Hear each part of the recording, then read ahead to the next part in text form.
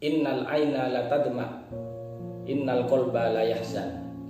Ada saatnya mata kita mengalirkan air mata, sebagaimana ada saatnya hati kita merasakan kesedihan. Kita menangis, mengalirkan air mata. Ini bagian dari menunjukkan bahwa ada kelembutan-kelembutan di dalam hati kita yang diberikan oleh Allah Subhanahu wa ta'ala. Hanya saja seringkali kita menangis karena musibah yang kita alami. Seringkali kita menangis karena kesedihan yang kita hadapi. Jarang sekali dari kita menangis karena kita merasakan takut akan siksa Allah atas dosa yang kita lakukan. Dan jarang sekali kita menangis karena sebagai bentuk rasa syukur nikmat yang diberikan oleh Allah kepada kita sekalian. Rasulullah Shallallahu Alaihi Wasallam, manusia pertama yang patut kita jadikan teladan. Seringkali beliau menangis untuk menunjukkan rasa syukurnya kepada Allah Subhanahu wa ta'ala. Di dalam satu riwayat, Rasulullah Shallallahu Alaihi Wasallam ketika melakukan sholat malam, qiyamul lail, beliau melakukan sholat begitu baik, begitu khusyuk, sambil menangis mengalirkan air mata. Ketika berdiri beliau menangis, ketika ruku beliau menangis, ketika sujud beliau menangis. Bahkan digambarkan air matanya menetes hingga membasahi dadanya. Hingga ketika sahabat Bilal datang untuk memberitahukan masuknya waktu subuh, beliau melihat Rasulullah masih menangis hingga bertanya, "Ma yubkika ya Rasulullah?" Apa yang menyebabkan kau menangis wahai Rasulullah? Faqad ghafarallahu laka ma taqaddama min dzambika wa ma ta'akhkhar. Padahal dosa engkau diampuni oleh Allah, baik dosa yang sudah lalu ataupun dosa yang akan datang. Bagaimana jawab dari Rasulullah Shallallahu Alaihi Wasallam? Afala akuna abdan syakura. Tidakkah aku kemudian akan menjadi seorang hamba yang banyak bersyukur kepada Allah Subhanahu wa ta'ala. Inilah tangisan Rasulullah. Beliau meneteskan air mata, menangis hanya untuk mensyukuri nikmat dan karunia yang diberikan oleh Allah Subhanahu wa ta'ala. Bahkan ada sebuah batu yang menangis. Batu saja mau menangis ketika batu ini merasakan ketakutan kepada Allah Subhanahu wa ta'ala.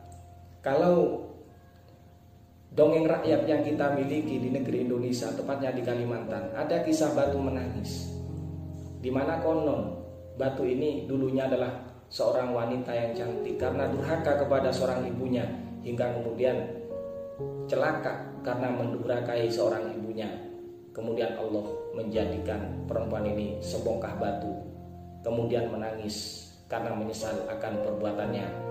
Namun penyesalan itu tidak ada gunanya lagi. Ini sebuah dongeng dan kisah yang terjadi dan diyakini oleh rakyat pada masa lalu, khususnya di Kalimantan, bagian dari negara kita. Tapi berbeda dengan kisah yang diangkat oleh Imam Al-Ghazali rahimahullah, di mana ada sebuah batu yang menangis.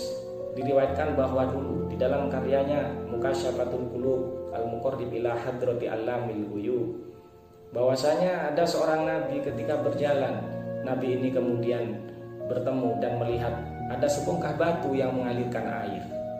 Ketika ditanya apa yang terjadi, ternyata batu ini mengatakan, "Saya menangis." "Kenapa kamu menangis?"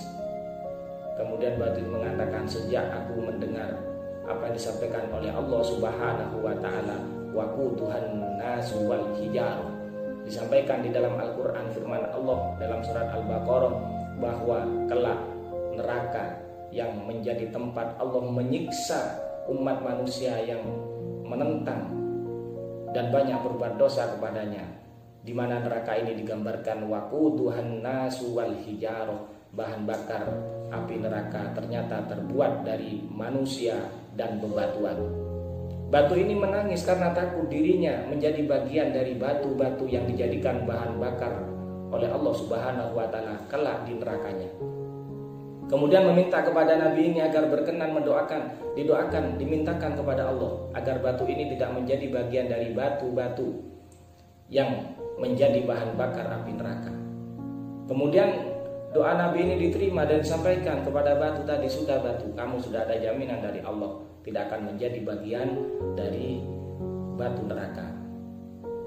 Hingga berselang beberapa lama Nabi ini lewat di tempat itu lagi dan masih melihat batu itu masih menangis, masih mengalirkan air mata.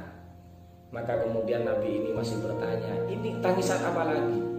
Kenapa kok masih menangis? Maka batu ini mengatakan, kalau yang kemarin-kemarinnya saya menangis karena takut, tapi kalau sekarang saya menangis sebagai bentuk rasa syukur kepada Allah Subhanahu wa Ta'ala, karena saya diselamatkan oleh Allah, tidak menjadi bagian dari batu-batu yang menjadi bahan bakar di neraka kelak. Ini batu saja bisa menangis karena takut dan bersyukur. Maka ketika kita tidak punya rasa takut, atau kita takut tapi tidak meneteskan air mata, ataupun kita bersyukur tapi tidak meneteskan air mata, maka pada detik itu sebenarnya hati kita ada bermasalah, ada penyakit di dalam hati kita lebih parah daripada sebongkah batu. Dalam Al-Quran dikatakan, summa qasat qulubukum min ba'di dzalika fahiya kal hijarati aw asaddu qaswa. Kemudian hati mereka semua, hati kalian semua mengeras seperti batu, bahkan aw asaddu qaswa, bahkan lebih keras daripada sebongkah batu. Kenapa? Karena wa inna minal hijarati ila ma yatafajjaru minhul anhar. Karena di antara bebatuan itu masih ada yang terbelah, mengalirkan sungai-sungai, mengalirkan air. Wa inna minha la yatafajjaru minhul anhar. Wa inna minha lama yashaqqaqu fayakhruju minhul ma. Ada yang terbelah mengeluarkan air. Wa inna minha lama yakhbitu min khasyatillah. Ada yang terjun ke bawah karena merasakan ketakutan kepada Allah Subhanahu wa Ta'ala. Batu saja merasakan rasa takut, mempunyai rasa takut, mempunyai rasa syukur, dan dibuktikan dengan tangisannya mengeluarkan air dari batu itu sendiri. Tapi ini dulu yang terjadi. Kalau di masa sekarang kita melihat ada batu kemudian basah mengeluarkan air, itu bukan batunya lagi menangis, tapi itu habis ada yang ngencingin.